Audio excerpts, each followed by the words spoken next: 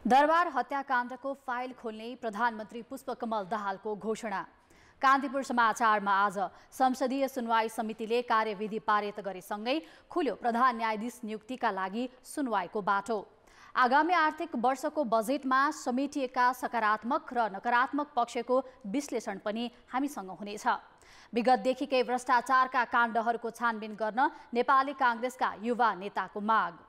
आन्दोलनरत पहिचान पक्षधरलाई कोशी सरकारले वार्तामा बोलायो। अन्तर्राष्ट्रियमा कोरोना भाइरस बारे चिनिया वैज्ञानिकको नयाँ खुलासा र खेलकुदमा मलेसिया विरुद्धको T20 सिरिजको दोस्रो खेलमा नेपाली राष्ट्रिय महिला टिम 7 विकेटले विजयी। नमस्कार, अब मुख्य समाचार। प्रधानमन्त्री दाहाल पहिलो विदेश भ्रमणमा भोलि भारत जाँदै विकास आयोजनामा सहयोग खोज्नेदेखि सीमा विवाद समाधानसम्मका एजेन्डा।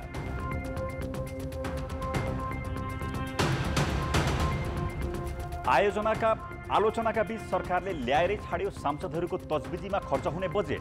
8 अर्ब 25 करोडको भार व्यक्तिगत रूपमा नदिएको अर्थमन्त्रीको जिकिर। एनएमबी बैंकको महोत्तरी शाखामा हतियारधारी समूहद्वारा दिन दहाडै लुटपाट। 38 लाख लुटेर फरार भएकाको खोजी जारी, प्रहरीले थाल्यो अनुसन्धान। वुहानको प्रयोगशालाबाटै कोभिड भाइरस फैलिएको हुन सक्ने चिनिया वैज्ञानिकको टिप्पणी, सरकारी निकायले छानबिन गरिसकेको खुलासा। र आर्मीलाई 2-0 गोलले हराउँदै जाउला खेल ए डिभिजन लिग तालिकाको दोस्रो स्थानमा, दुवै गोल विदेशी खेलाडी एन कोतो मासोमीको नाममा।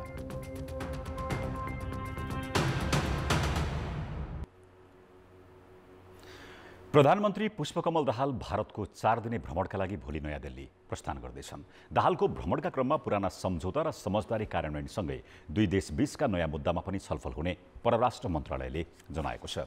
परराष्ट्र मन्त्रालयमा आज आयोजित पत्रकार सम्मेलनमा परराष्ट्र मन्त्री एनपी साउदले प्रधानमन्त्रीको भ्रमण विद्युत, व्यापार, भौतिक पूर्वाधार तथा पारवाहन लगायत विषयमा उपलब्धिमूलक हुने दावी गरे। विद्युत आयोजनाहरूमा भारतीय लगानी आकर्षित गर्ने र नेपालमा उत्पादित विद्युतको बिक्रीको सुनिश्चितता गर्न पनि सरकारले भारत भ्रमणलाई महत्त्वका साथ लिएको उनको भनाइ छ। प्रसारण लाइन विस्तार र भारत हुँदै बङ्गलादेशसँग विद्युत व्यापार गर्ने आधार बनाउने विषयमा पनि छलफल हुने उनले जानकारी गराए।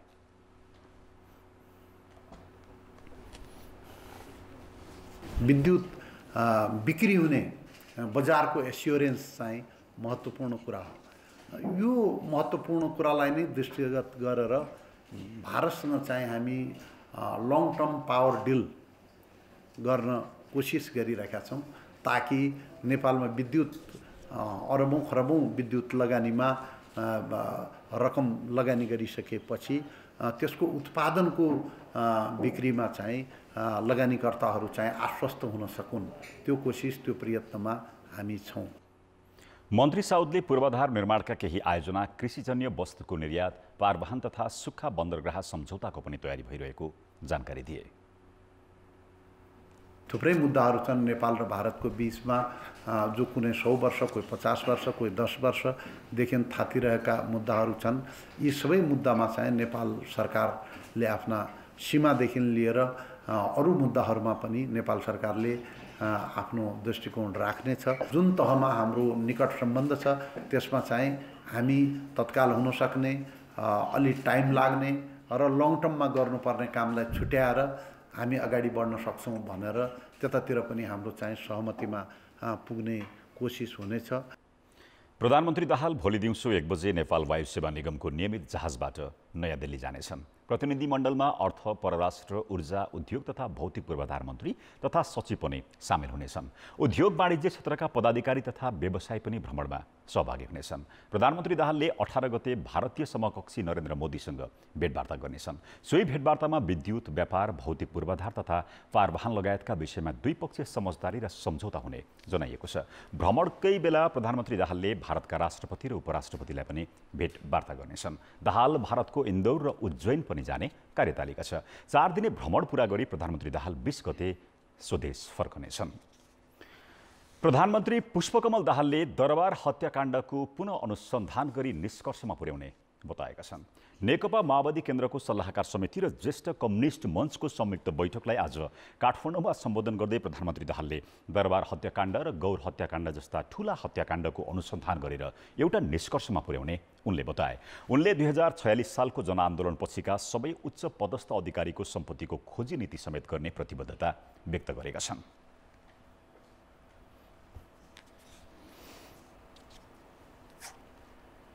सालको ऐतिहासिक जनआन्दोलन पछिका सबै उच्च पदस्थ अधिकारीहरूका सम्पत्ति विवरणको बारेमा खोजी नीति गरिन्छ। ठुल्ठुला भ्रष्टाचारका काण्ड भनेर जो थापित छन् तिनको खोजी नीति गरिन्छ। ठुल्ठुला भयानक हत्याकाण्डहरू छन्, ती हत्याकाण्डहरूको चाहिँ खोजी नीति गर्नु छ। चाहे त्यो गौर हत्याकाण्ड हो, चाहे त्यो दरबार हत्याकाण्ड हो, त्यसको छिनुपानु भएको छैन। नेपाली जनताको मनमा धेरै ठुला ठुला शङ्काहरू छन्। प्रधानमन्त्री दाहालले भोलिदेखि हुने आफ्नो भारत भ्रमणका क्रममा विद्युतको बजार क्षमताको ग्यारेन्टी हुने गरी छलफल गर्ने उल्लेख गरेका छन्।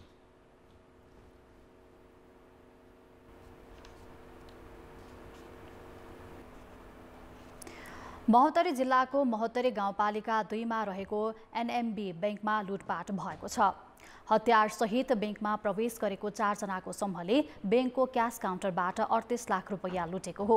आज दिउँसो 12:30 बजेतिर बैंकमा प्रवेश गरेको हतियारधारी समूहले बैंकका कर्मचारी र सेवाग्राहीलाई नियन्त्रणमा लिई पैसा लुटेको प्रत्यक्षदर्शीले बताएका छन्। महोत्तरीका प्रमुख जिल्ला अधिकारी दीपक कुमार पहाडीले घटनाबारे अनुसन्धान तथा लुटेराको खोजी भइरहेको बताए।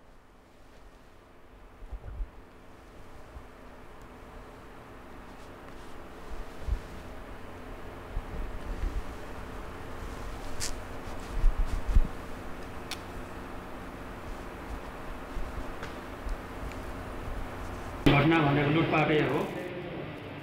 करिब 38 लाख रुपियाँ लुटिएको छानबिन हुँदैछ। अहिले घटनास्थलका हामी विगत तयार गर्दैछौँ र शङ्कास्पद व्यक्तिहरूलाई खोजबिन प्रक्रिया अगाडि बढिरहेको छ। हामीले बोर्डर सिल गरेका छौँ र आन्तरिक आवागमनलाई अवरोध गरेर हामी खोज तलास गरिरहेका छौँ। मैले मेरो पछाडिबाट देखाएको त्यो गर्दनमा हात राखेर सिधा चाहिँ उता चल सर उता चाहिँ साइडमा लिएर गयो। यो पछाडि चाहिँ मोबाइल झिकायो, मलाई चाहिँ गन देखाएर त्यो बिचारी हाने सबै चाहिँ साइडमा ल। प्रमुख जिल्ला अधिकारी पहाडीले सीसीटीभी फुटेजको अध्ययन भइरहेको र लुटेराहरू भाग्न सक्ने सम्भावित रुटमा खोजीसँगै सीमा सिल गरिएको जानकारी दिए।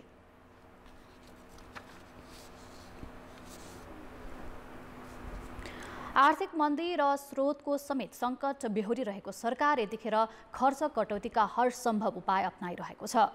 कर्मचारीका सबै भत्ता खारेज गरेको छ भने 20 वटा संस्था खारेज गर्ने निर्णय गरिसकेको छ। तर सांसदहरूको तसबिजीमा खर्च गरिने र निकै आलोचित सांसदलाई रकम दिइने व्यवस्था संसदीय क्षेत्र पूर्वाधार विकास कार्यक्रम भने सरकारले ल्याएरै छाडेको छ। तत्कालीन अर्थमन्त्री भरतमोहन अधिकारीले 2051 पुस 11 गते संसदमा प्रस्तुत गरेको आर्थिक वर्ष 2051-52 को बजेट मार्फत प्रति सांसद 2,50,000 का दरले 5 करोड 12 लाख रुपैयाँ विनियोजन गरेका थिए। सांसदहरूको तजबिजमा खर्च गरिने यस्तो बजेटलाई दोस्रो वर्ष 4 लाख, तेस्रो वर्ष 5 लाख र चौथो वर्ष अर्थात् 2057-58 मा 10 लाख पुर्याइयो। 2064 सालमा पहिलो संविधान सभा निर्वाचनपछि बनेको सरकारले यो कार्यक्रमलाई बजेटबाटै हटाएपछि सांसदहरूले चर्को आलोचना गरे पनि धेरैले यस कदमको प्रशंसा गरेका थिए। तर पछि तत्कालीन अर्थमन्त्री बाबुराम भट्टराईले आलोचनाकै बीच जनसहभागितामा आधारित विकास कार्यक्रमबाट रकमान्तर गराएर पुनः रकम छुट्याए। नागरिक समुदायको आलोचनाका बावजुद पनि सांसद विकास कोषको बजेट बढाउने होडबाजी जारी छ। विगतमा पनि यो सांसद विकास कोषहरू थियो, त्यतिखेर धेरै रकम दुरुपयोग भएको, यथार्थ रूपमा आयोजनाहरूमा खर्च हुन नसकेको, टुक्रे आयोजनामा कार्यक्रमहरू बढी खर्च गरेको, अनि मन्दिर अनि त्यसपछि आएर क्लब, सामुदायिक भवन र अनि अझ विशेष गरी गैर सरकारी संस्थाहरूले यो पैसा लिएर गएर त्यतिखेर गैर सरकारी भवनहरू बनेको। यो एक किसिमको सरकारी स्रोत साधनको दुरुपयोग नै भन्नुपर्छ। आर्थिक वर्ष 2071-72 मा सांसदहरूलाई दिइने 10 लाख निकै कम भएको भन्दै कांग्रेस र एमालेका सांसदहरूले 5 करोड पुर्याउन हस्ताक्षर सङ्कलन नै गरे। सोही वर्ष सरकारले निर्वाचन क्षेत्र विकास कार्यक्रमका लागि प्रति सांसद 15 लाख र निर्वाचन क्षेत्र पूर्वाधार विशेष कार्यक्रमका नाममा प्रति निर्वाचन क्षेत्र 1 करोड रुपियाँ दिने व्यवस्था बजेटमा गर्यो। 2072-73मा त्यसलाई अझ बढाएर सांसदलाई 20 लाख र निर्वाचन क्षेत्रमा 1.5 करोडको व्यवस्था गरियो। 2075-76मा निर्वाचन क्षेत्र पूर्वाधार विकास साझेदारी कार्यक्रमका लागि भन्दै 4 करोड रुपियाँ विनियोजन गरिएको थियो। सांसदलाई दिइने बजेट जथाभावी खर्च गरिएको भनेर चर्को आलोचना भएपछि 2078-79मा भने खारेज गरियो। जनप्रतिनिधिहरूको सरोकार र त्यसको सम्बोधनलाई सुनिश्चित गर्ने एउटा आवश्यकताको कुरा हो र त्यो गर्ने प्रक्रियामा चाहिँ त्यसको यो चाहिँ अहिले सुरु गरिएको मोडेल कति उपयुक्त हो भन्ने विषय चाहिँ छलफल गरेर यसको चाहिँ उपादेयतालाई पुष्टि गर्ने गरी आउन सक्नु पर्थ्यो, त्यो चाहिँ भएन। अहिले मुलुक आर्थिक मन्दीमा रहेको र सबैतिर खर्च नियन्त्रणको उपाय अपनाइरहेको सरकारले संसदीय क्षेत्र पूर्वाधार विकास कार्यक्रमका नाममा सांसद विकास कोष पुनः बिउताएको छ, जसका लागि राज्यले 8 अर्ब 25 करोड थप भार बेहोर्नु परेको छ। सांसदहरूले उहाँले सिफारिस गरेको हामीले सिफारिस गरे र त्यसलाई अनुगमन गर्ने अझ विशेष चासो हामीले सिफारिस गरेको काम भएको छ कि छैन, पुरा भयो कि भएन भन्ने कुरा त झन् राम्रो कुरा हो। त्यसकारण यसलाई व्यक्तिगत रूपमा पैसा दिए जस्तरी विश्लेषण नगर्दिन म अनुरोध गर्न चाहन्छु। विशेष गरी 2062-63को राजनीतिक परिवर्तनपछि यस्तो कार्यक्रमको बजेट दुरुपयोग गर्ने प्रवृत्ति बढ्दो छ। निर्वाचन क्षेत्रमा विकास निर्माणका लागि राज्यले दिएको बजेटको अधिकांश सांसदहरूले राजनीतिक रूपमा दुरुपयोग गर्ने गरेका छन्। कार्यकर्ता रिझाउने र मतदाता प्रभावित पार्ने खालका आयोजनामै सांसदहरू केन्द्रित हुने गरेका हुन्। अझ सङ्घको सिको गर्दै प्रदेशमा पनि सांसदका लागि बजेट छुट्याइने गरेको छ। योजना के आवश्यक छ भन्ने सवालमा सांसद सहभागी हुन सक्छ, तर त्यो योजनै कार्यान्वयन गर्ने, त्यसको आर्थिक चाहिँ दायित्व पुरा गर्ने, त्यसको निम्ति चाहिँ सांसद विकास कोष हुनुपर्छ भन्ने कुरा चाहिँ स्वाभाविक होइन। हरेक वर्षको महालेखा परीक्षकको प्रतिवेदनले सांसदहरूलाई वितरण गरिएको रकममा अनियमितता हुने गरेको उल्लेख गर्ने गरेको छ। कान्तिपुर समाचारका लागि क्यामेरामा मुरारी घिमिरेका साथमा पर्वतराज घिमिरे र रमेश धमला, काठमाडौँ। अर्थमन्त्री प्रकाश शरण महतले यसपालि कार्यान्वयन हुने गरी मात्र बजेट आएको दावी गरेका छन्। बजेटबारे जानकारी दिन आज आयोजित पत्रकार सम्मेलनमा मन्त्री महतले यसपटक अनावश्यक खर्च नगरिने र काम गर्ने शैली परिवर्तन गरेर बजेट कार्यान्वयन गर्न सकिने बताए। तर चाहिँ कार्यान्वयन हुन्छ र भन्ने प्रश्नहरू उठिरहन्छ। यसपालि हामीले कार्यान्वयन हुन सक्छ, गर्नुपर्छ भन्ने कुरालाई कहाँ समस्याहरू छन्, कहाँ अप्ठ्याराहरू छन्, के कुराले चाहिँ समयमा काम सम्पन्न हुन सकिरहेका छैन, ती कुराहरूलाई चाहिँ विश्लेषण गरेर समाधानको उपायहरू चाहिँ बुँदागत रूपमा हामीले चाहिँ प्रस्तुत गरेका छौँ। त्यस अर्थमा पनि मलाई लाग्छ यो बजेट कार्यान्वयन गर्न सकिन्छ। हामीले यो उत्पादन लक्ष्य, हाम्रो चाहिँ ग्रोथ रेटको लक्ष्य पनि 6% मात्रै राखेका छौँ। पहिला जस्तो 8%, यो सालको 8% थियो, त्यसको 6% मात्रै राखेका छौँ। हाम्रो उद्देश्य के हो भने जुन लक्ष्य हामीले राख्छौँ, उद्देश्य राख्छौँ, त्यो पुरा गर्ने। मन्त्री महतले राजस्व नीतिमा सुधार गरिएको भन्दै त्यसमा भएका कमी कमजोरी हटाइएकाले आगामी दिनमा राजस्व वृद्धि हुने समेत दावी गरे। काम सम्पन्न भइसकेका आयोजनाको रकम निर्माण कम्पनीलाई भुक्तान गर्न पहल भइरहेको पनि उनले जानकारी दिए। मन्त्री महतले साना विद्युतीय सवारीमा कर बढाएर ठूला सवारीमा घटाई एकरूपता ल्याउन खोजिएको भन्दै बचाउ गरे। उनले विद्युतीय गाडीमा कर भन्दा विक्रेताले कमिसन बढी लिएको भन्दै नियमनको खाँचो रहेको औँल्याएका छन्। अब जनमतको अन्तिम परिणाम। जनमतमा हिजो हाम्रो प्रश्न थियो, गणतन्त्र स्थापनाको 15 वर्ष पुग्दा पनि जनताका अपेक्षा किन पूरा नभएका होलान्? ए नेतृत्व गैर जिम्मेवार भएर, बी पुरानै मानसिकता र सी धैर्यता आवश्यक। जनमतको अन्तिम परिणाम यस्तो छ, ए नेतृत्व गैर जिम्मेवार भएरमा 82%, बी पुरानै मानसिकतामा 15% र सी धैर्यता आवश्यकमा मात्र 3% मत प्राप्त भएको छ। अब आजको प्रश्न। जनमत हाम्रो प्रश्न छ, संसदीय क्षेत्र पूर्वाधार विकास कार्यक्रमका नाममा सांसदलाई 5 करोड दिने सरकारको घोषणालाई के भन्ने? ए अनुचित अभ्यास, बी सांसदलाई रिझाउने मेलो र सी दबावको प्रभाव। जनमतको अन्तिम परिणाम भोलि साँझ 8 बजेको कान्तिपुर समाचारमा प्रसारण गर्नेछौँ। कृपया NEWS न्युज स्पेस AB वा C टाइप गरी 34001मा SMS गरी आफ्नो मत व्यक्त गर्नुहोला। नक्कली भुटानी शरणार्थी प्रकरणमा पक्राउ परेकाहरूसँग जिल्ला अदालत काठमाडौँमा बयान जारी छ।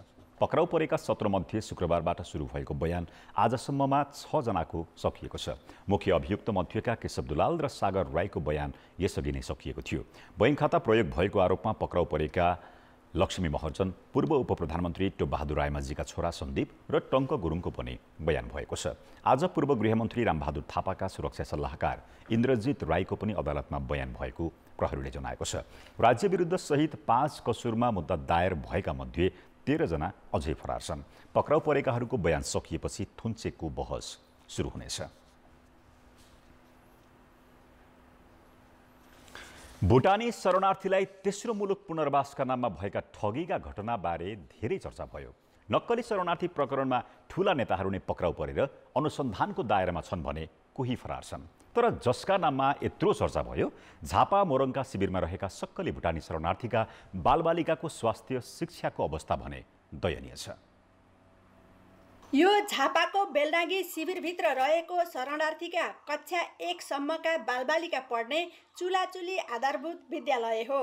यहाँ 180 जना बालबालिका पढ्छन्। यहाँ पढ्न आउने बालबालिका मध्ये आधा जसोको पेटभर खाएर स्कुलको पोसाकमा आउन सक्ने अवस्था छैन। कति भुटानी शरणार्थी अभिभावकले विद्यालयको मापदण्ड अनुसार तयारी गरेर आफ्ना नानी बाबु पठाउन सक्दैनन् पनि। टाइबेल नभई स्कुलभित्र छिर्न पाउँदैनस् भनेर भने अरे होइन नानीहरूलाई। अनि यो 3 जना नानीलाई अनि त्यहाँबाट टाइबेल अब भोलि पर्सि किनिदिन्छु नानी जाँदै गर्नु भनेर 3 जनालाई पठाएको थिएँ। अनि त्यहाँबाट यो चाहिँ मलाई गेट पालेले भित्र पस्न दिएन भनेर आए। केही अभिभावकले भने आफ्ना बालबालिकालाई राम्रै व्यवस्था गरेर विद्यालय पठाउने गरेका छन्। उनीहरू टिफिनको समयमा आफै आएर आफ्ना छोराछोरीलाई खाजा खुवाउने र बेलुका लिन आउने गर्छन्। अति गरिब विद्यार्थीका अभिभावक घरमा जाँदा पनि नभेटिने शिक्षकको भनाइ छ। घरमै हेर्ने भने चाहिँ एउटा खाट मात्रै एउटा खाटभित्र रहन्छ। उनीहरू हिँड्दाखेरि दैलो पनि बन्द गर्दैन, किनभने के भएको बन्द गरोस् त्यतिकै म गएर सट्टै खोलेर हेर्छु, कोही छैन। एउटा ओछ्यान हुन्छ, एउटा खाट हुन्छ, खाटमा गडमगुडुम लुगा राखेको हुन्छ, लाउने ओढ्ने ओछ्याउने त्यति नै होला उनीहरूको। अन्त त्यो केटाकेटी भुइँमा शुद्ध होला, त्यो भुइँमा ओछ्याएको लुगा त्यतिकै हुन्छ, भाँडा कुँडा त्यतिकै। अब के अब त्यस्तो कुरो देखिन्छ, साह्रै दुःख लाग्छ। UNHCRले सहयोग गर्न छोडेपछि विगत 7 वर्षदेखि यो शिविरको अवस्था यस्तो भएको हो। यद्यपि अन्य केही सङ्घ संस्था र तेस्रो मुलुक पुगेका शरणार्थीको सहयोगले विद्यालय जेनतेन चलेको शिविरका पदाधिकारीको भनाइ छ।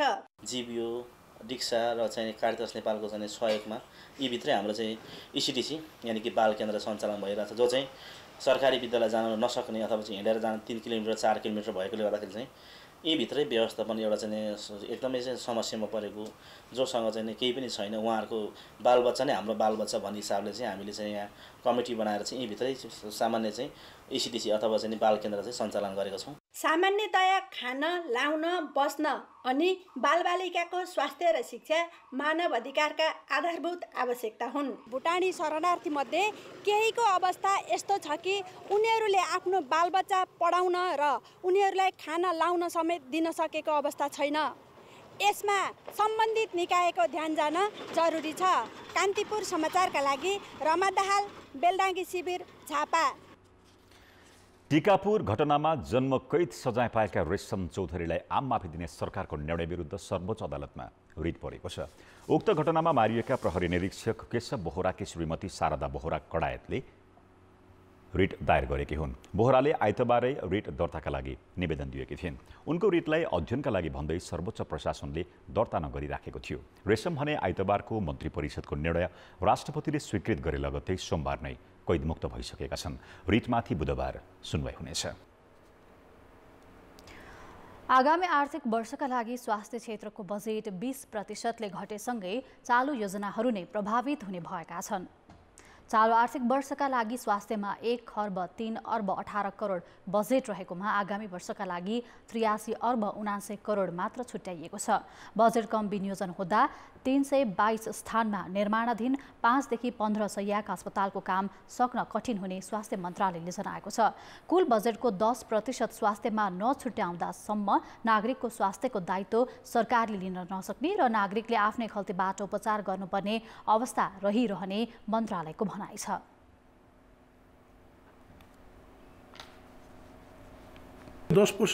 स्वास्थ्यमा बजेट दिइरहेका देशहरूमा स्वास्थ्य चाहिँ राज्यले ओनरसिप लिन सक्यो। अब हामीले जतिसुकै बोले पनि जबसम्म हाम्रो बजेटको सिलिङ बढ्दैन तबसम्म राज्यले स्वास्थ्यको ओनरसिप लिन सक्दैन र व्यक्तिको आउट अफ पकेट एक्सपेन्डिचर जुन छ त्यो बढ्दै जाने हुन्छ। अहिले पनि हामीले हेऱ्यौँ भने हाम्रो नेपालमा व्यक्तिको आउट अफ पकेट एक्सपेन्डिचर धेरै छ। त्यो कम गर्नको लागि स्वास्थ्यको बजेट बढ्नुपर्छ भन्ने हो। तर देशको आवश्यकता अन्य मन्त्रालयको प्राथमिकतालाई पनि हेरेर स्वास्थ्यलाई त्यति ध्यान नदिएको हो कि भन्न चाहिँ सकिन्छ। तर 5% बजेट नबढिकन पहिलेभन्दा धेरै कम नभइकन आएको हुनाले हामीले जेनतेन यो वर्ष चाहिँ धेरै महत्त्वाकांक्षा राख्न सकेका छैनौँ। त्यसो त स्वास्थ्य मन्त्रालयले कुल बजेटको 10% छुट्याउनु पर्ने भने पनि चालु वर्षका लागि विनियोजित बजेट समेत खर्च हुन सकेको छैन। आर्थिक वर्ष सकिन करिब 1.5 महिना मात्र बाँकी रहँदा अहिलेसम्म करिब 60% मात्र खर्च भएको छ। असारसम्म 80% पुँजीगत रकम खर्च हुने आंकलन मन्त्रालयको छ। मन्त्रालयले समयमै योजना बनाउन नसक्दा बजेट खर्चमा समस्या अर्थ मन्त्रालयले स्वास्थ्य मन्त्रालय पठाउँदाखेरि नै ढिलो हुन्छ। त्यसपछि स्वास्थ्य मन्त्रालयले प्रदेश र स्थानीय सरकार विभागलाई पठाउँदाखेरि ढिलो हुन्छ। त्यसपछि गएर हामी टेन्डर प्रक्रियाहरू गर्न थाल्दछौँ। टेन्डर प्रक्रियाहरू गरेपछि यो झन्डै तपाईँको फागुनसम्म जान्छ। फागुनबाट हामीले काम सुरु गऱ्यौँ भने पनि यदि त्यो भयो भने फागुनबाट सुरु गऱ्यौँ भनेपछि 5-6 महिनामा हामी काम गर्न सक्दैनौँ। आगामी वर्षका लागि सरकारले स्वास्थ्य क्षेत्रमा नयाँ कार्यक्रम ल्याएको छैन। अधिकांश पुरानै योजना समावेश गरेर बजेट विनियोजन भएकाले स्वास्थ्य क्षेत्र सुधार गर्न नसकिने विज्ञको बुझाइ छ। सरकारले आगामी आर्थिक वर्षका लागि सबैभन्दा बढी बजेट शिक्षा क्षेत्रमा छुट्याएको छ। 2 खर्ब हाराहारीमा छुट्याइएको बजेटको 74% अर्थात् 1 खर्ब 46 अर्ब त शिक्षक कर्मचारीको तलब सुविधा र पेन्सन लगायतमा खर्च हुन्छ। शिक्षा क्षेत्रमा धेरै बजेट विनियोजन भएको देखिए पनि पूर्वाधार तथा शिक्षा सुधारमा ध्यान दिन नसक्दा लगानी अनुसारको प्रतिफल आउन भने सकेको छैन। विज्ञहरू भने अहिले पनि शिक्षा क्षेत्रमा अझै बजेट पुग्दो नरहेको बताउँछन्। सरकारले कुल बजेट 17 खर्ब 51 अर्ब रुपियाँ मध्ये शिक्षा क्षेत्रमा 1 खर्ब 97 अर्ब 29 करोड अर्थात् 11.27% बजेट विनियोजन गरेको छ। यसमध्ये 1 खर्ब 46 अर्ब रुपियाँ अर्थात् 74% शिक्षक तथा कर्मचारीको तलब भत्ता र पेन्सनमा जाने गरेको छ। यसबाहेक दिवा खाँचामा 8 अर्ब 46 करोड, पाठ्य पुस्तकमा 3 अर्ब 58 करोड, छात्रवृत्तिमा 1 अर्ब 71 करोड, विद्यालय अनुदानमा 1 अर्ब 90 करोड, नमुना विद्यालयका लागि 2 अर्ब र 11वटा विश्वविद्यालयको उच्च शिक्षामा 18 अर्ब रुपियाँ छुट्याइएको छ। पूर्वाधार तथा शिक्षा सुधारमा भने उल्लेख्य रूपमा बजेट विनियोजन भएको छैन। यसरी हेर्दाखेरि अब 146 अर्ब बजेट जुन चाहिँ टोटल बजेटको 74% हुन आउँछ, यो तलब भत्ता व्यवस्थापन पक्षमै चाहिँ जान्छ। डेभलपमेन्टल टाइपका क्रियाकलापहरू गर्नको लागि शिक्षाको स्रोत चाहिँ अत्यन्तै न्यून छ। विद्यालय शिक्षामा विषयगत शिक्षकको अभाव हुँदा विद्यार्थीको शिक्षण सिकाइ खस्किँदै गएपछि सरकारले विज्ञान, गणित र अङ्ग्रेजी विषयका शिक्षक व्यवस्थाका लागि 3 अर्ब 70 करोड रुपियाँ छुट्याइएको छ। जुनसुकै विषयमा उच्च शिक्षा पूरा गरेकाले अध्यापन अनुमति पत्रको परीक्षामा सम्मिलित हुन पाउने व्यवस्था सकारात्मक भए पनि यसका कानुनी जटिलता हटाउनुपर्ने विज्ञको भनाइ छ। विश्वविद्यालय र उच्च शिक्षा सुधारतर्फ पनि बजेटले प्राथमिकता दिन नसक्नु र शिक्षा बजेट तलब भत्तामै सीमित हुनुले समग्र शिक्षा सुधार सुस्त भएको शिक्षक र विज्ञको बुझाइ छ। शिक्षककै काम हो, उसैले सुधार्नुपर्छ भने भए शिक्षकलाई क्रियाशील बनाउन सकिन्थ्यो, त्यही पैसाले पुग्थ्यो। बेरोजगार उत्पादन गरेको मान्छेलाई रोजगार दिने किसिमको कसले हो चाहिँ यो किसिमको यकिनन नगरिदिएको हुनाले हामी चाहिँ कहीँ पनि जान नसक्ने परिस्थिति हो। अहिलेको बजेटले नै माथि ठ्याक्कै लान्छ भनेर भन्ने आशा गर्ने ठाउँ चाहिँ छैन। विश्वास दिलाउन नसक्ने, अब भन्दाखेरि टिचर्स नै हुन्छन् मेन रोल प्ले गर्ने, अब उनीहरूले पनि अब हुनसक्छ त्यो खालको वातावरण दिन नसकेको कारणले एउटा पत्याउन सक्ने वातावरण बनिसक्या नहुन सक्छ। समग्र बजेटको 20% शिक्षा क्षेत्रमा छुट्याउने प्रतिबद्धता सरकारले अन्तर्राष्ट्रिय समुदाय समक्ष गरेको छ। सोही अनुसार बजेट व्यवस्थापन गरी शिक्षा सुधार र पूर्वाधार संरचनामा जोड दिनु आवश्यक छ। कान्तिपुर समाचारका लागि क्यामेरामा पशुपति बुढाथोकीका साथ नारायण किलम्बु, काठमाडौँ। प्रधानमन्त्री पुष्पकमल दाहालको भारत भ्रमणको पूर्व सन्ध्यामा अहिले हाम्रा सहकर्मीहरू नयाँ दिल्ली पुगेका छन्। प्रधानमन्त्रीको स्वागतको तयारी र भ्रमणको कार्यतालिकाबारे जानकारी दिन सहकर्मी दीपक आचार्य नयाँ दिल्लीबाट प्रत्यक्ष सम्पर्कमा जोडिएका छन्। दीपक, प्रधानमन्त्री भोलि दिल्ली आउँदै हुनुहुन्छ, उहाँको स्वागतका लागि भारत सरकारले के कस्तो तयारी गरेको छ?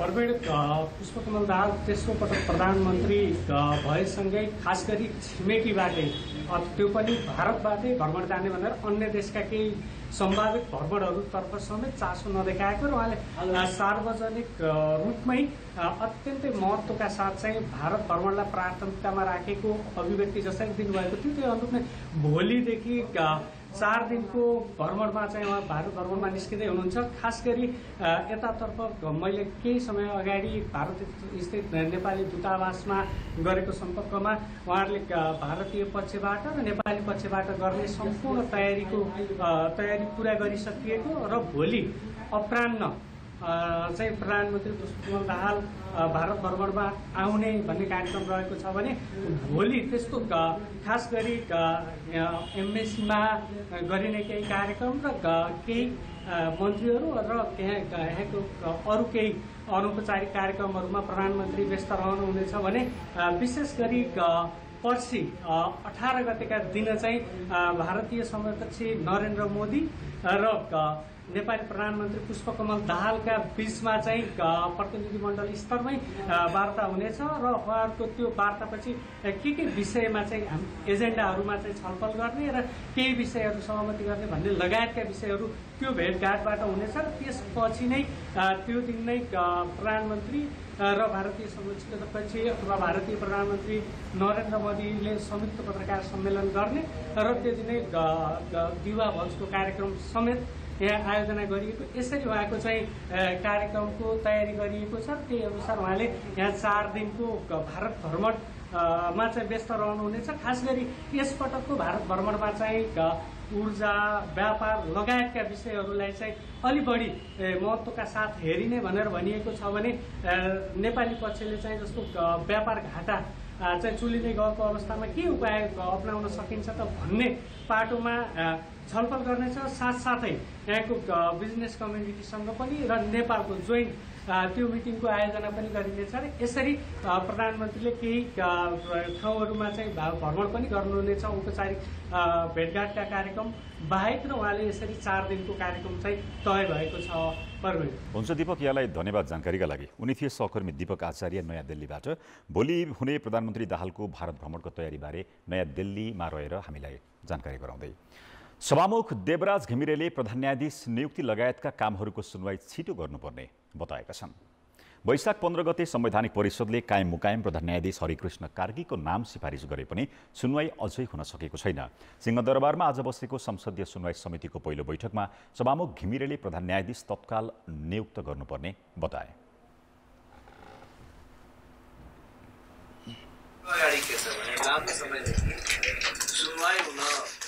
नसकेर बाँकिरहेको खास गरिकन प्रधान न्यायाधीशको सवाल हामीसँग 27 गतेदेखि चिठी आएर रोकिएर बसेको छ र अरू धेरै कुराहरू छ।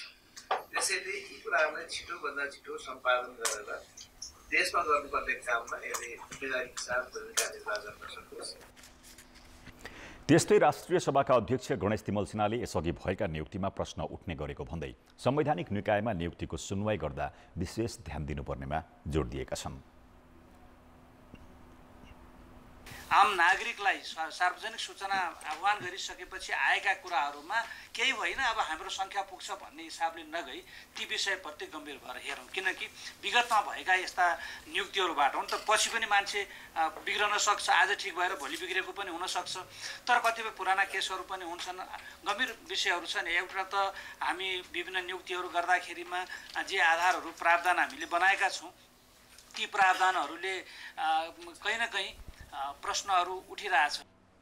सुनवाई समितिले आजै आन्तरिक कार्यविधि पास गरेसँगै अब प्रधान न्यायाधीश नियुक्ति प्रक्रियाको बाटो खोलेको छ। प्रधान न्यायाधीशमा सिफारिस भएका कार्की विरुद्ध 10 दिनभित्र उजुरी आह्वान गरिएको छ। प्रतिनिधि सभा निर्वाचनको 5 महिनासम्म दलीय भागबण्ड नमिल्दा रोकिएको सुनवाई समिति आइतबार मात्रै गठन भएको थियो। आन्दोलनरत पहिचान पक्षधरलाई कोशी प्रदेश सरकारले वार्तामा बोलाएको छ। प्रदेश सरकारका प्रवक्ता एवं उद्योग कृषि तथा सहकारी मन्त्री भक्ति प्रसाद सिटोलाले आज विज्ञप्ति मार्फत प्रदेशको पुनः नामाकरणको माग सहितमा आन्दोलनमा रहेका पहिचान पक्षधरहरूलाई वार्तामा बोलाएको हो। उनले पूर्व घोषित विरोधका सबै कार्यक्रम स्थगन गरी वार्तामा आउन आग्रह गरेका छन्। आइतबार बसेको प्रदेशसभा बैठकमा बोल्ने अधिकांश प्रदेश सांसदहरूले आन्दोलनरत पक्षलाई वार्तामा बोलाउन सरकारलाई सुझाव दिएका थिए।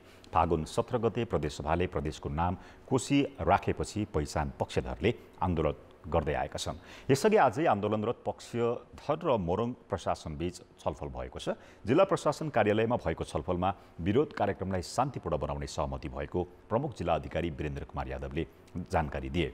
सहमति अनुसार नै थुनामा रहेका 26 जना आन्दोलनकारी रिहा भएका छन्।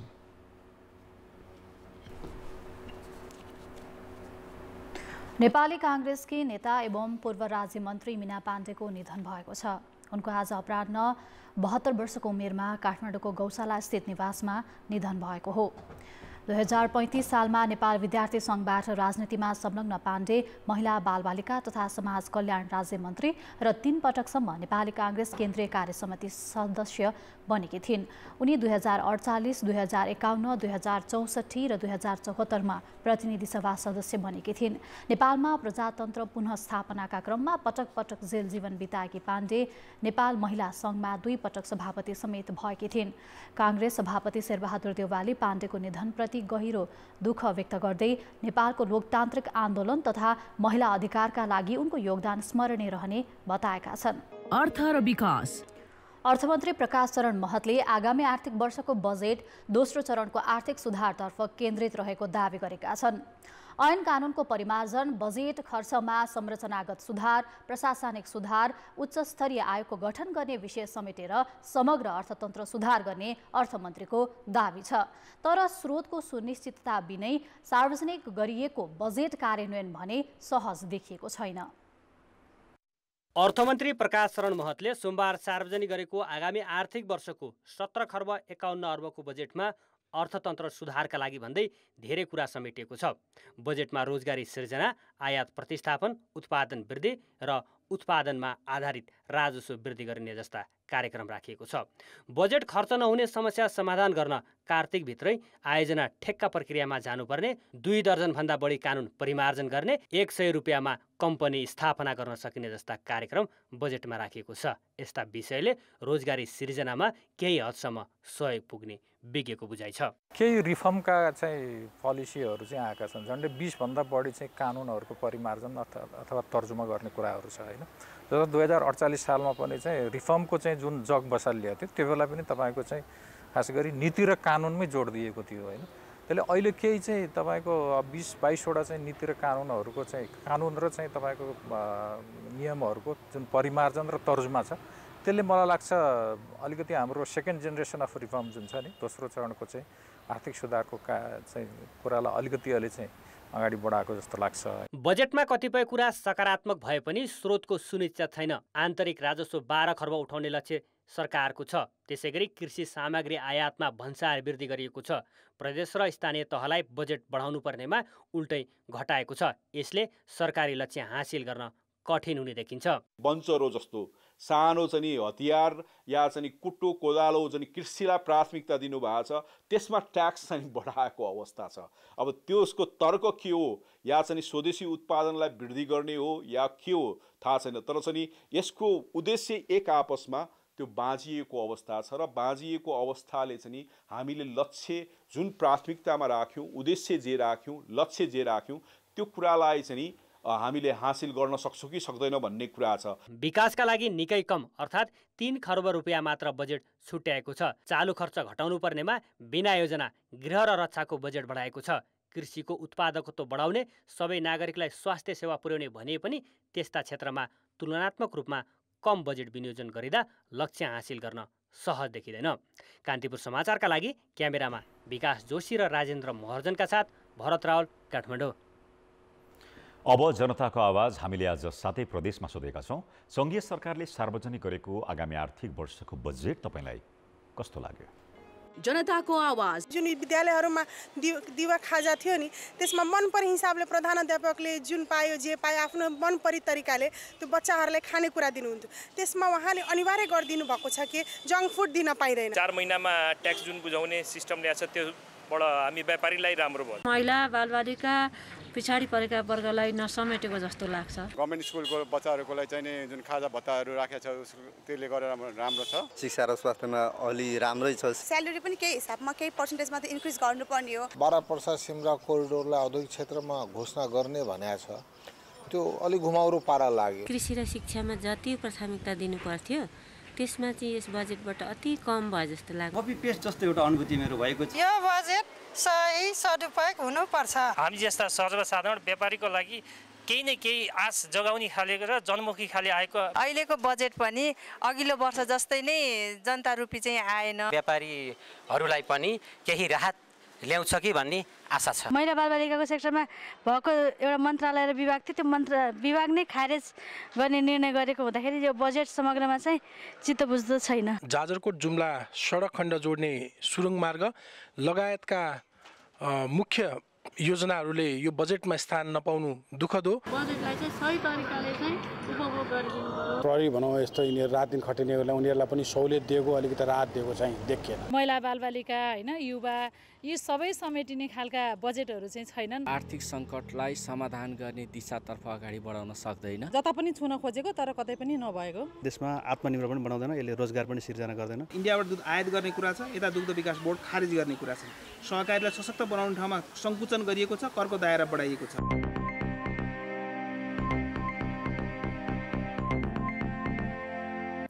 सरकारले आगामी आर्थिक वर्षमा 12 खर्ब 48 अर्ब रुपियाँ राजस्व सङ्कलनको लक्ष्य लिएको छ। त्यसका लागि धेरै क्षेत्रमा नयाँ करको व्यवस्था गरेको छ। विशेष गरी उच्च आय भएकाहरूमा थप कर लगाउँदै राज्यले निम्न आय भएकाहरूको सामाजिक सुरक्षाको प्रत्याभूति गर्न चाहेको देखिएको छ। तर कतिपयले करले तल्लो वर्गको जीवन निर्वाहमा समस्या पर्ने देखिएको छ। आगामी आर्थिक वर्षको बजेटमा सरकारले विलासिता शुल्क जस्ता नयाँ करको सुरुवात गरेको छ। 5 तारे वा त्यसभन्दा माथिका होटल तथा रेस्टुराँले प्रदान गर्ने सेवामा 2% कर लगाइएको छ। त्यसै गरी 10 लाखभन्दा माथिको हिरा, मोती र पत्थर जडित सुनमा पनि 2% विलासिता शुल्क लाग्नेछ। यस्तै वार्षिक 50 लाख रुपियाँ भन्दा बढी कमाउनेलाई 39% कर लाग्ने नयाँ व्यवस्था बजेटमा छ। यसअघि 20 लाखभन्दा बढी आम्दानी गर्नेसँग 36% कर लिने गरिएको थियो। तर अब 50 लाखभन्दा माथि आम्दानी गर्नेलाई छुट्टै करको दर निर्धारण गरिएको हो। त्यस्तै यसअघि विदेश घुम्न जानेले कुनै कर तिर्नुपर्ने व्यवस्था नभएकोमा अब 5% कर तिर्नुपर्ने छ। बैंक तथा वित्त संस्थाले प्रिमियम मूल्यमा जारी गरेका एफपीओमा पनि कर लाग्ने व्यवस्था गरिएको छ। अब जो ब्याङ्कहरू लगायतका जसले एफपीओ जारी गरे उनलाई अब च्यालेन्ज के भयो भने अब मङ्सिरसम्मको म्याद दिएको छ। मङ्सिरभित्र तिर्यो भने कर मात्रै तिरे पुग्यो, जरिवानातिर झमेला भएन। र अब हाम्रो संरचनाको हिसाबले हेर्ने हो भने जहाँ कानुनी रूपमा विवाद हुन्छ त्यो कानुनी रूपमा विवादको त अल्टिमेट सोल्युसन त अदालतले दिनुपर्छ। कानुनी व्याख्या गर्ने ठाउँ त अदालत हो नि त। तर यो केस अदालत नपुगिकन बाहिर चाहिँ यो तरिकाले व्याख्या भयो कि सरकारले वैदेशिक रोजगारीमा पठाउने कम्पनीबाट उनीहरूले कामदारबाट लिएको शुल्कबाट पनि 1% कर लिने नीति लिएको छ। नयाँ शीर्षकमा कर लगाएको सरकारले 100 किलोवाट भन्दा तलका सवारी साधनबाट कर बढाएर विवादित बनेको छ। 100 देखि 200 किलोवाटका सवारीमा यसअघि भन्सार र अन्तशुल्क 30% लिने गरिएकोमा त्यसलाई घटाएर 20% मा झारिएको छ। त्यस्तै 200 देखि 300 किलोवाटसम्मका सवारीमा यसअघि 45% भन्सार रहेकामा अहिले घटाएर 40% बनाइएको छ। तर 50 किलोवाटदेखि 100 किलोवाटका विद्युतीय सवारीमा भन्सार शुल्क बढाएर 15% पुर्याउनुका साथै 10% अन्तशुल्क थपिएको छ। यसले निम्न आय भएकाहरूले खरिद गर्ने सवारीको मूल्य वृद्धि हुनेछ। वितरणको सिद्धान्तको हिसाबले पनि अलिकति मिलेन त्यो चाहिँ हैन। र अर्को दृष्टिकोणले यो इलेक्ट्रिक गाडीलाई चाहिँ नि प्रोत्साहन गर्ने दृष्टिकोणबाट पनि त्यो काहीँ न काहीँ त्यहाँ प्ले भयो कि भन्ने शङ्का गर्ने ठाउँ चाहिँ छ। सरकारले स्याउ, प्याज, केराउ, सागपात जस्ता आयातित कृषिजन्य वस्तुमा मूल्य अभिवृद्धि कर लगाएको छ। ढुवानी सेवा प्रदायकलाई पुनः मूल्य अभिवृद्धि कर लगाइएको छ। सूर्यमुखी, सोयाबिन र पाम तेल सहित तोरीको आयातमा सहुलियत खारेज भएको छ। यस्ता करले उपभोग्य वस्तुको मूल्य बढ्ने जोखिम देखिन्छ। कान्तिपुर समाचारका लागि क्यामेरामा विकास जोशीका साथ सुधिल पोखरेल, काठमाडौँ। अब अन्तर्राष्ट्रिय समाचार।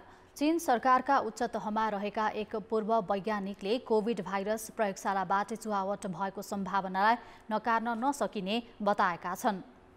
चीनको रोग नियन्त्रण केन्द्र सीडीसीका पूर्व प्रमुख प्रोफेसर जर्ज गाओले बीबीसी रेडियो 4 को पोडकास्टमा कार्यक्रमलाई दिएको अन्तर्वार्तामा यस्तो कुरा बताएका हुन्। विश्वकै एक शीर्ष भाइरस विज्ञ मानिने प्रोफेसर गाओले गत वर्ष मात्रै सीडीसीबाट अवकाश पाएका हुन्। हाल उनी चीनको राष्ट्रिय प्राकृतिक विज्ञान प्रतिष्ठानका उपाध्यक्ष छन्।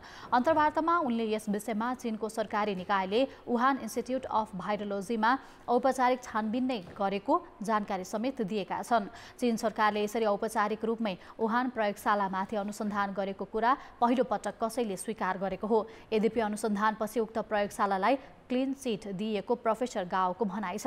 2019 को डिसेम्बरमा पहिलो पटक चीनको हुबेई प्रान्तको वुहान शहरमा कोभिड भाइरसको पहिचान गरिएको थियो। वुहान स्थित समुद्री जीव बजार हुवानमा सीफूड मार्केटबाट उक्त भाइरस मानिसमा सरेको हुन सक्ने एउटा आशंका छ भने वुहान स्थित प्रयोगशालामा अनुसन्धानमा संलग्न कोही व्यक्ति उक्त भाइरसबाट संक्रमित भएको र उसैबाट अन्य बाहिरी व्यक्तिमा सरेको हुन सक्ने अर्को आशंका रहेको छ।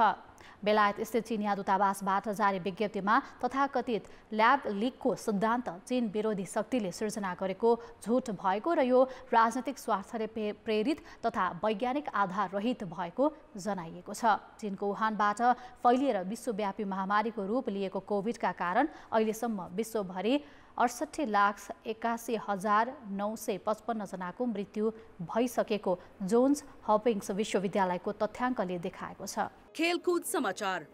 कान्तिपुर खेलकुद समाचारमा स्वागत छ। Jhaulakhel youth club Tribhuvan army club विरुद्ध 2-0 को जित निकाल्दै शहीद स्मारक ए डिभिजन लिगको उपाधि होडमा बलियो बनेको छ। 23औं चरणमा जित निकालेसँगै ललितपुरे क्लब तालिकाको दोस्रो स्थानमा उक्लिएको हो। त्रिपुरेश्वर स्थित दशरथ रङ्गशालामा आर्मीलाई हराएको जावलाखेलले पछिल्ला 5 खेलदेखिको जितविहीन यात्रा टुङ्ग्यायो। पहिलो हाफमा जावलाखेल विरुद्ध कसिलो खेल प्रदर्शन गरेको आर्मी दोस्रो हाफमा भने निरीह साबित भएको थियो। 13औं मिनेटमा जिलेस्पी जङ कार्कीको हेडर बचाउँदै गोलरक्षक ईश्वर गुरुङले जावलाखेलको खतरा टारेका थिए। 27औं मिनेटमा दिनेश हेम्जनको क्रसमा आशुदिल राईको प्रहार फितलो बन्दा आर्मीले अर्को मौका गुमायो। 56औं मिनेटमा भने जावलाखेलले डेडलक तोड्यो। समिराज ठोकरले बक्समा मिलाएको पासमा कोटो मोसोबीले सहज गोल गरे। 79औं मिनेटमा मोसोबीले दोस्रो गोल हाने। फोडे फोफानाको क्रसमा उनले हेडर गोल गरेका हुन्। जावलाखेलले पछिल्ला 5 खेलमा 4 अङ्क मात्र बनाएको थियो। यो जितसँगै उसले शीर्ष स्थानको चर्च बोइज र तेस्रो स्थानको मचिन्द्र विरुद्ध बलियो दबाव सृजना गरेको छ। दोस्रो स्थानमा उक्लिएको जावलाखेलको 37 अङ्क छ। यो शीर्ष स्थानको चर्च बोइज भन्दा 4 अङ्क कम र तेस्रो मचिन्द्र भन्दा 2 अङ्क बढी हो। जावलाखेलले लिगमा अब 4 खेल खेल्न बाँकी छ। यता आर्मी भने उपाधि होडमा कमजोर बनेको छ। 5औं स्थानको आर्मीको 29 अङ्क छ। शीर्ष स्थानको चर्च बोइज युनाइटेडले शहीद स्मारक ए डिभिजन लिगमा विभागीय एपीएफ क्लबलाई 4-1 गोलले पराजित गरेको छ। यो जितसँगै चर्च बोइजले उपाधि सम्भावना बलियो बनाउँदा दोस्रो स्थानको जावलाखेलसँग अङ्क दूरी 4 पुर्याएको छ। त्रिपुरेश्वर स्थित दशरथ रङ्गशालामा चर्च बोइजले सहज जित निकालेको हो। खेलको तेस्रो मिनेटमा मौसम सुब्बाको गोलमा चर्च बोइजले अग्रता बनाएको थियो। आशिष चौधरीको क्रस डिफेन्डरले क्लियर गर्न नसक्दा रञ्जित सिंहले सुब्बाका लागि पास उपलब्ध गराएका थिए। पहिलो हाफको अतिरिक्त समयमा कप्तान अनन्त तामाङले दोस्रो गोल गरे। फ्र्याङ्कलिन कोटेटालाको पासमा अनन्तले गोल गरेका हुन्। 56औं मिनेटमा अनन्तले व्यक्तिगत दोस्रो र टिमका लागि तेस्रो गोल गरे। तेस्रो गोलका लागि अनन्तलाई टालाले नै हेडर पास उपलब्ध गराएका थिए। 83औं मिनेटमा आवास लामिछानेले एपीएफका लागि गोल फर्काए। अरमान बेडमको पासमा उनले गोल गरेका हुन्। 89औं मिनेटमा आशिष चौधरीले चर्चका लागि चौथो गोल हाने। मिलन राईको पासमा आशिषले बक्स बाहिरबाट गरेको सशक्त प्रहार गोल भएको हो। जितसँगै चर्च बोइजको तालिकामा 41 अङ्क भएको छ। एपीएफको समान खेलमा 29 अङ्क छ। नेपाली राष्ट्रिय महिला टिमले मलेसिया विरुद्धको दोस्रो T20I-मा 7 विकेटको जित हात पारेको छ। यो सँगै 5 खेलको सिरिजमा 1-1 को बराबरी भएको छ। यूकेएस यूएसडी ओभलमा टस जितेर पहिले ब्याटिङ थालेको घरेलु टोली मलेसियाले 20 ओभरमा 5 विकेट गुमाएर 97 रन बनायो। ओपनर विनिफ्रेड दुराइसिङ्गम र वान जुएलाले पहिलो विकेटका लागि 37 रनको साझेदारी गरे। दुवै खेलाडी समान 20-20 रन बनाएर आउट भए। कप्तान मासेसाले सर्वाधिक 28 रन हानिन्। उनी नेपाली कप्तान रुबिना छेत्रीको बलमा एलबीडब्ल्यू धरापमा परेकी थिइन्। इमा हमिसले 14 रन जोडिन्। बाँकी खेलाडीले दोहोरो अङ्कको स्कोर बनाउन सकेनन्। रुबिनाले 2 तथा इन्दो वर्मा र कविता कुँवरले 1-1 विकेट हात पारे। जवाफी ब्याटिङमा आएको नेपालले 17 ओभर 3 बलमा 3 विकेट गुमाएर लक्ष्य भेटायो। कविता कुँवर र सीता राणा मगरले पहिलो विकेटका लागि 33 रनको साझेदारीसहित राम्रो सुरुवात दिलाए। सीता 23 रनमा आउट भइन्। बिन्दु रावलले 17 रन जोडिन्। तेस्रो विकेटका लागि कविता र रुबिनाले 25 रनको साझेदारी गरे। कविताले 26 रन हानिन्। कप्तान रुबिनाले 21 बलमा 29 रनसहित अभिजित प्रदर्शन गरिन्। उनले 3 चौका र 1 छक्का हिर्काइन्। सम्झना खड्का 2 रनमा अभिजित रहिन्। एसा निक नूर र वेलफ्रेडले समान 1-1 विकेट लिए। 5 खेलको T20 अन्तर्राष्ट्रिय सिरिजको पहिलो खेलमा नेपाल 5 विकेटले नै पराजित भएको थियो। तेस्रो खेल बिहीबार हुनेछ। राष्ट्रिय खेलकुद परिषद राखेपले राष्ट्रिय खेल भलिबलको कभर हल निर्माणका लागि अर्थ मन्त्रालयसँग पुनः बजेट प्रस्ताव गर्ने भएको छ। आर्थिक वर्ष 2080-81 का लागि पूर्वाधार निर्माण अपेक्षित बजेट विनियोजन नभएपछि राखेपले पुनः प्रस्ताव गर्ने भएको हो। परिषदका सदस्य सचिव टङ्कलाल घिसिङले आगामी असारभित्रै भलिबलको कभर हल निर्माणका लागि डिपिआर प्रक्रिया पूरा गर्ने र अर्को वर्षभित्रै जग्गा खरिद प्रक्रिया टुङ्गो लगाउने तयारी गरिरहेको बताए। तर पूर्वाधार निर्माणका लागि अर्थ मन्त्रालयले पर्याप्त बजेट नदिएपछि अपुग हुने बजेटका लागि पुनः प्रस्ताव गर्ने घिसिङले जनाएका हुन्। राखेपले कागेश्वरी मनोहरा नगरपालिकाको मूलपानीमा भलिबलको कभर हल बनाउने तयारी गर्दैछ। नेपाली राष्ट्रिय क्रिकेट टिम आज राति दक्षिण अफ्रिका जाँदैछ। विश्वकप छनौटका लागि जिम्बाब्वे जानुअघि तयारीका लागि टिम दक्षिण अफ्रिका जान लागेको हो। राति 2 बजे नेपाली टिम कतार एयरवेज मार्फत दक्षिण अफ्रिका प्रस्थान गर्ने नेपाल क्रिकेट सङ्घ क्यानले जनाएको छ। जिम्बाब्वेमा आयोजना हुने आइसिसी विश्वकप ग्लोबल क्वालिफायर अघि नेपाली टिमले त्यहाँ अभ्यास गर्नेछ। दक्षिण अफ्रिकामा नेपालले स्कटल्यान्ड र नेदरल्यान्डसँग अभ्यास खेल खेल्ने तालिका छ। एक साताको तयारीपछि नेपाल जिम्बाब्वे जानेछ। जिम्बाब्वेमा युए तथा ओमानसँग अभ्यास खेल खेल्नेछ। विश्वकप छनौटको यात्रा नेपालले असार 3 गते घरेलु टोली जिम्बाब्वेसँग खेल्दै थाल्नेछ। नेपाली टिमका मुख्य बलर सन्दीप लामिछाने भने दक्षिण अफ्रिका जाने टोलीमा छैनन्। उनी सिधै जिम्बाब्वे जाने गरी तयारी भइरहेको क्यानले जनाएको छ। खेलकुद समाचार अहिलेलाई यति नै। अब मौसम।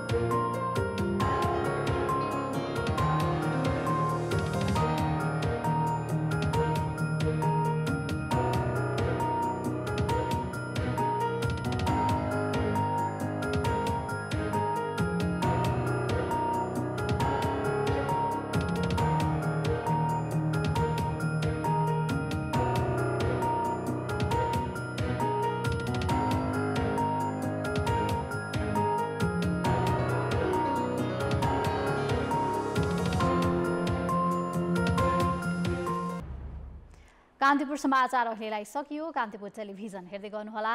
नमस्ते।